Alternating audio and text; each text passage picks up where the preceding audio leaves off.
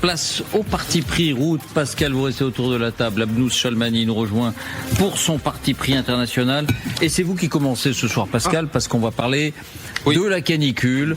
On va parler non pas des hôpitaux qui connaissent les premières difficultés, mais des conséquences sociales. Car voilà qu'émergent des préavis de grève chez les enseignants pour cause de canicule et des demandes d'un droit de retrait à partir de 28 degrés. Ça, c'est la CGT qui. Ça, c'est la CGT. Alors, je viendrai à la fin de mon parti pris sur les enseignants. Je commence par cette proposition à laquelle vous faites allusion, Sophie Binet, secrétaire générale de la CGT, qui réclame en effet un droit de retrait en cas d'élévation des températures, et elle fixe des seuils, elle donne des chiffres, et c'est sans doute ces chiffres qui sont contestables. 28 degrés pour toutes les activités physiques. Alors, vous pensez aux gens qui sont exposés à la chaleur, qui travaillent à l'extérieur, qui s'organisent par ailleurs, mais qui mènent une activité physique, port de charge, etc. Et puis 30 degrés pour les travaux dits sédentaires. Avec, ça n'est pas inclus dans cette infographie, mais je l'ajoute, un chômage partiel indemnisé à 100%. C'est le droit de retrait, qu'est-ce que c'est? Alors, le droit de retrait, c'est vous considérez que votre sécurité personnelle, que votre santé sont compromises par l'activité physique, et donc vous avez le droit de vous retirer, car on vous reconnaît le droit de protéger votre santé. Donc, ceci, 28 degrés activité physique, 30 degrés activité sédentaire, indemnisé au chômage à 100%. Je vous rappelle quand même que l'assurance chômage n'est pas en très bon état en France.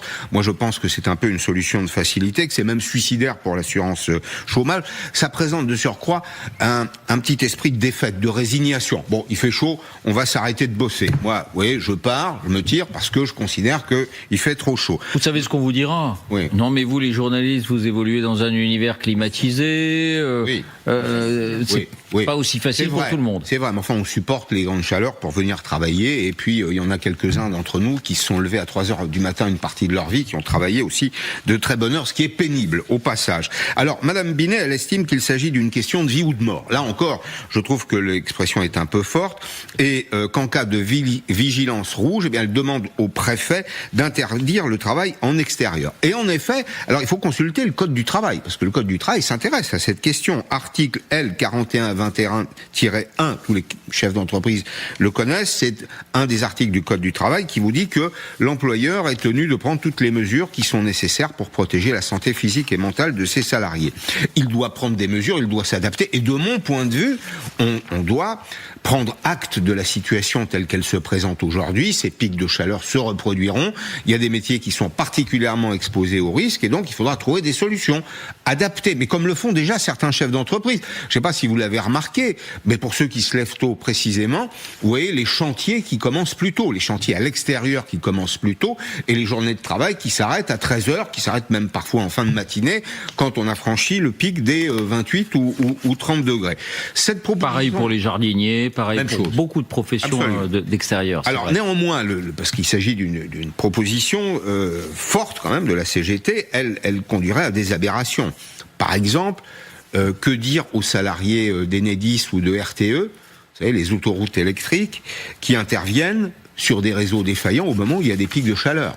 On leur dit, touchez pas, on attend qu'il fasse meilleur pour réparer les avaries.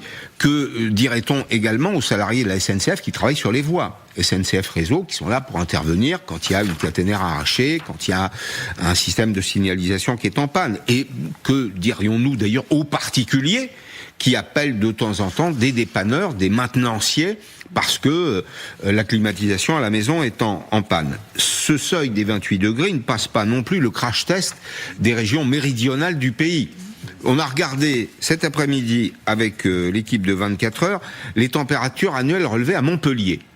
Les températures qui sont supérieures à 28 degrés sur une année comme l'année dernière, c'est 2025. Donc il y avait moins de pics de chaleur, c'est un mois de l'année. Donc on arrête de travailler à l'extérieur comme à l'intérieur, pratiquement, pendant un mois de l'année. Même chose à Perpignan. À Montpellier, c'est tout le mois de juillet. à Perpignan, ce serait tout le mois d'août. Est-ce qu'on arrête toute activité, y compris dans le domaine du tourisme? Ce seuil, puisque je parle du tourisme, il ne passe pas non plus la barre des régions d'outre-mer. Ce sont des départements français qui sont concernés de la même façon par le Code du travail. Est-ce que vous imaginez un arrêt d'activité, des activités touristiques en période de pointe, au moment de la saison touristique, à Noël par exemple, puisque les saisons sont un peu inversées dans certains territoires d'outre-mer? Il y a un hiver austral, il y a un été austral, mais passons, regardons la situation aux Antilles. L'essentiel de la fréquentation dans ce territoire qui tire une partie de sa richesse du tourisme, c'est les 2 ou 3 mois d'hiver pendant lesquels la température est souvent supérieure à 28 degrés. C'est vrai que si on vend des glaces, on voit mal qu'il y a un droit de retrait à partir de... Alors moi je pense que cette proposition n'a pas été réfléchie, qu'il faut s'adapter, changer les horaires de travail et... En revanche, de mon point de vue, et je voulais terminer avec ça, c'est différent dans le cas des écoles. C'est différent dans le cas des écoles parce que là, on n'a pas véritablement de solution. Avec le préavis de grève. Hein. Oui, alors il y a un préavis de grève qui a été déposé par l'intersyndicale et cet après-midi, un délégué syndical l'expliquait sur l'antenne de LCI pour permettre aux professeurs en temps réel, à partir de demain, puisqu'il y a 48 heures à respecter, à partir de demain, le préavis a été déposé il y a maintenant pratiquement 36 heures, permettre aux professeurs qui se sentent menacés, ou qui sentent les enfants menacés. C'est vrai qu'il y a une grande partie des écoles qui a été construite sans aucune préoccupation des pics de chaleur. Il y a des écoles, des salles de classe qui sont absolument irrespirables, insupportables, dans lesquelles les températures grimpent, et là il n'y a pas de solution de rafraîchissement, donc il est normal que ces professeurs aient cette initiative, qu'ils se retirent s'ils considèrent qu'il y a une exposition au risque qui est trop importante. Ça n'est pas une raison pour faire le procès de l'éducation nationale, pas plus que du ministre. D'ailleurs, on a construit des écoles sans aucune préoccupation de ces pics de chaleur. La France, pendant très longtemps, a vécu avec 4 saisons. Il y avait un peu de chaleur, c'était plutôt l'été, c'était au moment des grandes vacances, c'est vrai. Les écoles ont, pour certaines, été mal construites. En revanche, je pense, David, que ce serait une faute si on n'intégrait pas cet élément dans les futurs établissements qui seront construits dans les mois et dans les années qui viennent. C'est sûr. Ruth, votre parti pris politique, un maire peut-il refuser de marier des personnes en situation irrégulière et qui font l'objet d'une obligation de quitter le territoire? Il y a une décision judiciaire, un débat politique, et vous dites c'est le monde à l'envers. Ah oui, on est face à une absurdité juridique. Et elle explique à elle seule pourquoi les démagogues gagnent des suffrages chaque jour. Parce que c'est un cadeau pour eux. Alors, on va revenir sur la condamnation récente du maire de Chécy-sur-Marne. Je rappelle ce qui s'est passé. C'était un Algérien de 39 ans sous OQTF, donc avec obligation de quitter le territoire français, qui voulait épouser une Finlandaise de 49 ans. L'ex-maire soupçonnait un mariage blanc. Il l'a signalé à la justice, mais le parquet a considéré que les éléments ne permettaient pas de considérer qu'il y avait un risque de mariage blanc. Et puis que l'OQTF était dépassée. Elle n'était plus exécutoire puisque son délai d'application était dépassé. Bref, ça veut dire que le maire, à ce moment-là, démissionne, ses 7 adjoints aussi font un happening un peu pour attirer l'attention et des médias ils sont soutenus par leurs administrés. Mais finalement, le droit a prévalu et la commune a été condamnée à 6 000 € de dommages à verser au couple et à faire le mariage. Ça s'est fait il y a quelques temps. Alors bon, c'est vrai que ce qui s'est passé, c'est que ce bras de fer a mis en fait en évidence une impasse juridique et politique. Qu'est-ce que c'est ? C'est une confrontation directe entre 2 principes du droit français. La liberté du mariage, la liberté matrimoniale, elle est consacrée par le Conseil constitutionnel, protégée par l'article 12 de la Convention européenne des droits de l'homme, et c'est un droit fondamental, un droit humain, indépendamment de la régularité du séjour.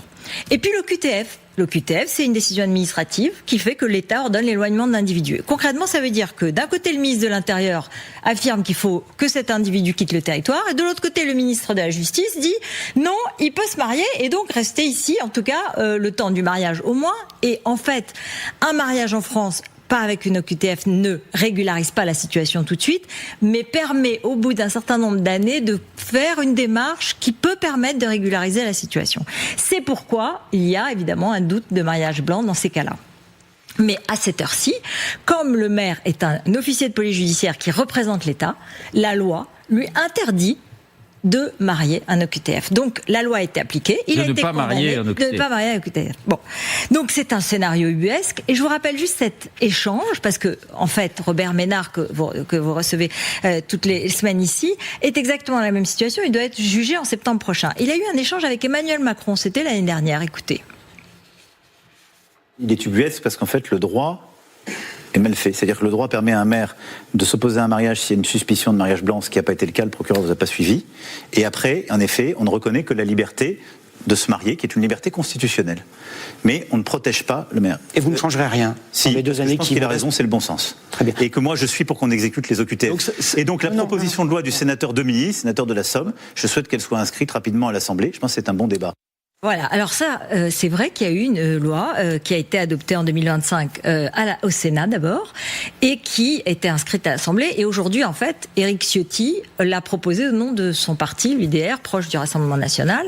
Mais concrètement, il veut dans ses articles que les maires et les procureurs aient des délais beaucoup plus longs pour pouvoir examiner la situation du demandeur de mariage, et qu'il puisse y avoir donc une obligation d'information sur la situation du séjour, et donc en fait qu'on inverse un peu la preuve, c'est-à-dire que c'est quelque part on doit démontrer qu'on est en situation régulière pour pouvoir se marier. Et là, depuis ce matin, comme l'année dernière, depuis ce matin, c'est une obstruction absolument organisée, délibérée de la part des Insoumis, qui multiplie les sous-amendements, qui multiplie les manœuvres. Et à cette heure-ci, maintenant que je vous parle, la proposition est toujours en discussion. Et le gouvernement, qui pourtant, vous avez entendu Emmanuel Macron, pourtant serait d'accord, a priori, enfin moi c'est ma compréhension des choses, avec le fait qu'il faudrait changer les choses. Il avait l'air de le souhaiter. Il avait l'air de penser qu'il fallait le faire. À cette heure-ci, le gouvernement n'accélère pas le débat alors qu'il pourrait le faire. Il n'est pas impossible qu'il le fasse à partir de 21h30 à la reprise de la séance. Je viens d'avoir les gens qui sont en pleine séance. Donc peut-être que dans la soirée ça va changer, mais en tout cas écoutez Robert Ménard qui s'inquiète. Il faut enfin dire que les maires ont juste le droit de refuser de marier quelqu'un en situation illégale. On va voir qui va voter aujourd'hui au Parlement. Il y a des obstructions, on le saura en fin d'après-midi ou en fin de journée. Alors, je voulais juste, donc c'est un feuilleton, un suspense pour la soirée. J'ai juste jeté un petit coup d'œil du côté de nos voisins européens pour savoir comment ça se passait, parce que la Cour européenne et l'article 12, ça s'applique théoriquement à tout le monde, ce qui est le cas. Néanmoins, elle laisse quand même une marge de manœuvre aux États, et en Allemagne ou en Suisse, c'est exactement l'inverse de la France. C'est-à-dire que la loi interdit à l'officier civil de célébrer l'union si les papiers de séjour ne sont pas en règle. En Allemagne, pour se marier, un étranger doit prouver qu'il réside légalement sur le territoire. Et en Suisse, si l'étranger est sous le coup d'une mesure d'expulsion, l'office de l'état civil refuse de célébrer le mariage et en informe les autorités migratoires. Et la Cour européenne dit: vous faites ce que vous voulez, mais l'important c'est que le mariage puisse avoir lieu, parce qu'il y a le droit au mariage. Donc ça veut dire qu'il faut que le mariage ait lieu de là où cet étranger vient, ou à un autre pays ou ailleurs.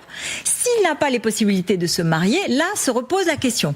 Donc ça reste un peu compliqué, c'est-à-dire que ça reste quand même deux droits qui sont un peu parfois contradictoires, mais ça dépend comment on le prend. Dans ces pays-là, on le prend d'abord par la régularité du séjour et ensuite par le droit au mariage. En France, à cette heure-ci, on le prend plutôt par le droit au mariage, mais ça peut évoluer. C'est jurisprudence constante du Conseil d'État sur ce sujet.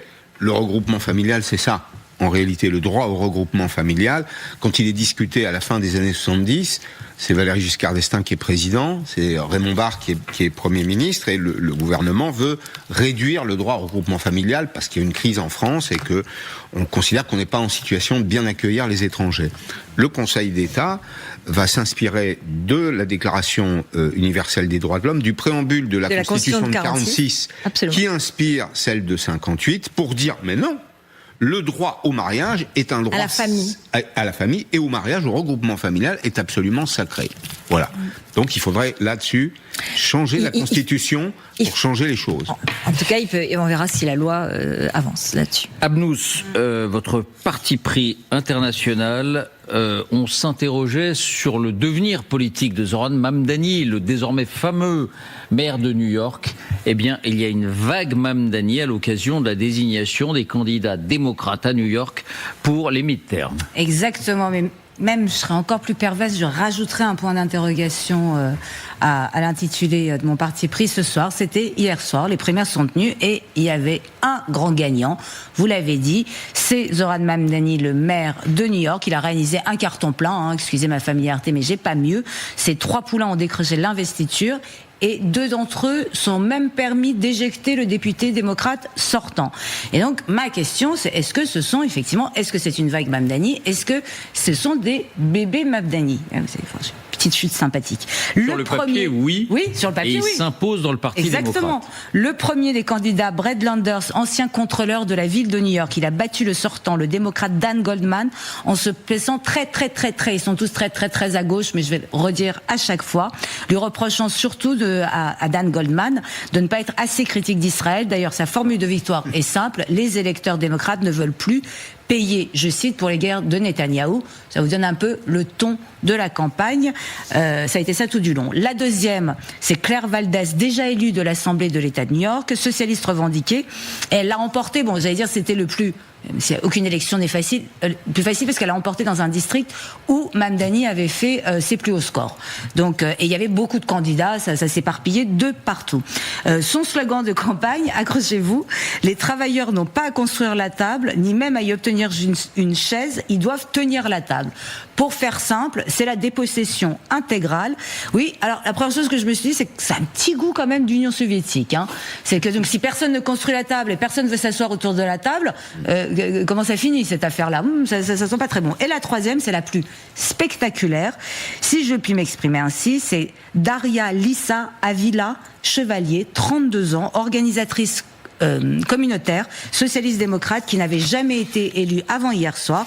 Elle est connue pour être l'une des organisatrices des manifestations pro-palestiniennes, pour ne pas dire pro-Hamas, juste après le 7 octobre à l'université de Columbia. Elle a fait campagne dans l'ombre, elle était passée sous les radars et tout d'un coup, Zoran Mamdani, le maire de New York, l'a adoubée et là, elle a explosé dans les sondages et elle a gagné. Elle n'a pas battu n'importe qui, elle a battu Adriano Espaillat, 71 ans, 5 mandats au compteur, premier américano-dominicain élu au Congrès, et la campagne a été ultra violente. Daria Lisa Avila Chevalier accusant sans cesse Adriano Espaillat de négliger les électeurs ouvriers, limite de les pousser sous le camion, quoi. C'est complètement délirant, et d'être en décalage, pour rester poli, sur Israël, tandis que le démocrate centriste exhumait les vieux tweets pour le moins ordurier de Madame, j'ai un truc, je suis désolée, je suis fatiguée comme tout le monde, de Madame Avilia sur les représentants démocrates vis-à-vis de donc Gaza. Il y a un virage à gauche du Parti démocrate sous l'impulsion Mamdani et avec le sujet israélien qui est visiblement au cœur des clivages. Et là, vous le dites bien, parce que vous savez, je vous avais parlé du rapport qu'avait décidé l'establishment démocrate, un audit interne de pourquoi l'échec de 2024. Ils avaient finalement décidé de l'enterrer parce que c'est pas bon. Et puis finalement, ils l'ont sorti sous la pression en s'excusant, en disant « Ouais, c'est un peu bâclé, 192 pages, sans synthèse et sans conclusion ». C'est une blague. Et vous savez quoi? Choc de 2024, c'est-à-dire la défaite de Biden. La défaite de Biden et de Kamala Harris. Et là, accrochez-vous. De Kamala Harris, oui. 92 pages, il n'y a pas une fois le mot Gaza ou Israël qui apparaît. Alors que c'est là le cœur de la rupture entre les démocrates. J'allais dire, quelle bêtise. Je suis très poli. Et j'ai une équation. On enterre le diagnostic, on récolte la radicalité. Parce que dans toute cette sombre affaire, c'est bien ma question que je me posais au début, je vais vous répondre. C'est qu'à mon avis, ce n'est pas des bébés Mamdani. C'est pas une vague Mamdani, c'est une vague Trump. Parce que Mamdani lui-même, pour moi, est un bébé Trump. Je m'explique. Ils sont à gauche ce que Trump est à droite. Prenons la méthode. Mamdani a tourné un clip de campagne où il brandit ses poulains comme une équipe. On regarde. New York, we know anything's possible with a great team. I'm Brad Lander, and I'll block billionaires from buying our elections. I'm Daria Lisa Avila Chevalier, and I'll defend New York by abolishing ICE. I'm Claire Valdez, and I'll stand up against bad landlords and greedy corporations. Get out and vote. This is the team. Oui, mais au-delà même de l'orientation politique. Il y a un dynamisme, un sourire, une énergie qui peut-être explique aussi le succès. Aussi la même chose que Trump, surtout après l'arrivée de Musk dans la campagne, cette manière dynamique, enfin je sais pas, c'est le spectacle, la mise en scène, le clip, le même réseau social, avec les mêmes excès démagogiques. C'est qu'en miroir, vous avez la bande de Mamdani, c'est l'obsession anticapitaliste, les riches, les taxes, l'antisionisme, dont la frontière avec l'antisémitisme est quand même pour le moins tristement peureuse. Souvenez-vous du Globalize the Antifa, globaliser l'intifada de Mamdani, mais aussi glorification des minorités plus que le socle qui devrait tous les réunir, c'est-à-dire la preuve, ils sont tous américains. Je vous rappelle, j'en avais parlé ici, jamais, pas une seule fois, Mamdani ne se dit américain dans ses discours. Il passe son temps à se présenter comme immigré. Ensuite, comme Trump, l'équipe Mamdani cible des audiences au cordeau. Ça, c'est intéressant. Trump, il s'intéressait à quoi? Il s'est intéressé aux blancs pauvres de la Rust Belt, c'est la ceinture de rouille, aux très riches et une partie de la minorité hispanique qui est plutôt très anticommuniste et très religieuse. Ça a fonctionné. Que fait la bande à Mamdani de son côté? C'est les minorités ethniques, dont les hispaniques qui ne sont pas obsessionnellement anticommunistes, les minorités sexuelles, la jeunesse précaire, ces fameux diplômés surnuméraires sans débouchés, issus de la surproduction des élites. Je vous renvoie encore une fois à ce livre formidable de Peter Turchin, Le chaos qui vient. Mais il s'intéresse aussi, alors j'ai cherché longtemps à trouver le bon terme, j'allais dire aux bourgeois culpabilisés, ou si vous préférez, les bobos, les bourgeois bohèmes, comme le sont exactement les parents de Mamdani. Son père, Mahmoud Mamdani, est universitaire spécialisé dans la colonisation à Columbia, et sa mère, c'est l'immense Mira Nair, brillante réalisatrice que j'adore, Salam Bombay, c'est elle. Et ce qui est extraordinaire, c'est que le père, vous savez, ils sont indiens, et c'était en gros les colonisateurs de l'Ouganda, quoi. C'était l'équivalent. Donc il y a une espèce de culpabilité qui s'est formée. En gros, je vais appeler ça le syndrome du banquier anarchiste.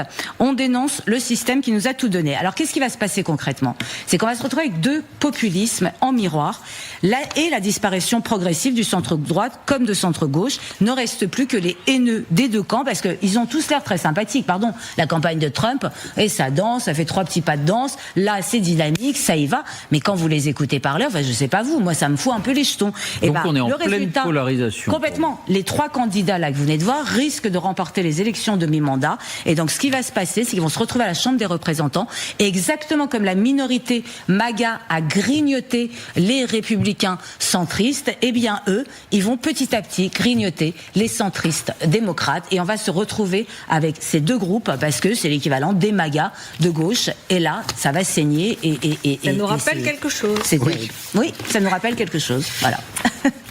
Merci à vous 3 pour ces partis pris.